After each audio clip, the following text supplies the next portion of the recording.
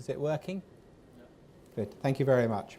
So, Hong Kong context starts with the nature of the carbon constraint.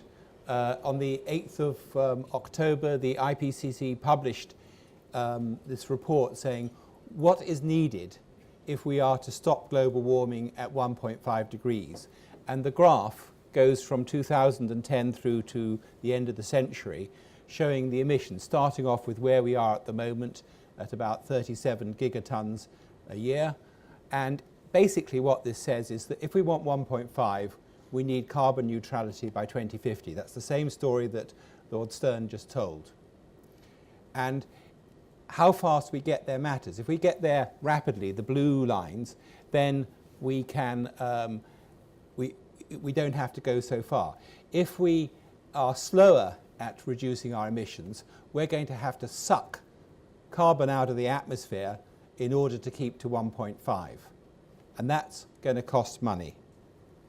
And why is it so important? Lord Stern has gone through this, and so I won't belabor it, but 2 degrees is a much worse world from a climate point of view than 1.5. It's not a linear relationship, it's a sort of exponential one. And also, the further up the temperature you go, the more risk you have of hitting tipping points, where we have things like perhaps some areas in the Amazon starting to burn out, or areas of northern Siberia and Canada, large releases of methane as the permafrost thaws.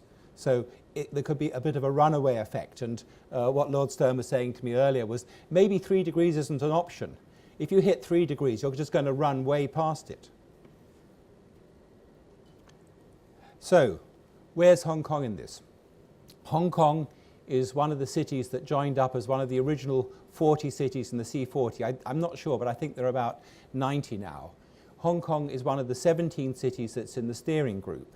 And here are on the side a series of commitments and thoughts about it, but the bottom right one I want to highlight. The bottom right one says, C40 cities are required to have a plan to deliver their contribution towards the goal of constraining carbon temperature rise to no more than 1.5 degrees above the pre-industrial average. So Hong Kong is thinking about how can it be part of getting carbon neutrality by 2050. And we have a couple of people in the audience who are working on a project for the Council for Sustainable Development to look at this, to look at Hong Kong's long-term decarbonisation. And I know quite a bit of work has already happened. I understand the public consultation part of this will happen maybe starting in December or January and go through the first quarter of next year. And your input to this is really important. And one of the problems is that our electricity is too cheap. This is a graph produced and published by China Light and Power saying how wonderful they are, how competitive the electricity price they produce is great, they do. And that's great. I don't want to pay $1 more to China Light and Power, but with electricity at this price, if you try and justify double glazing a building like this, or if you start thinking longer term about, carbon capture and storage, it's not going to work. We need to have a higher electricity price. We need to put a price on our carbon emissions in order to motivate the right decisions by the business community.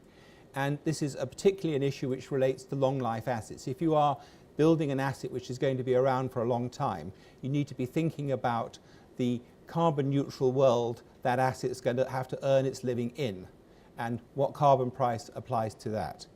So with that comment, I'd now like to invite Lord Stern and Jonathan Drew to join me. I'm going to try and moderate some of the questions relating to Hong Kong. Jonathan obviously is going to do anything that relates to finance.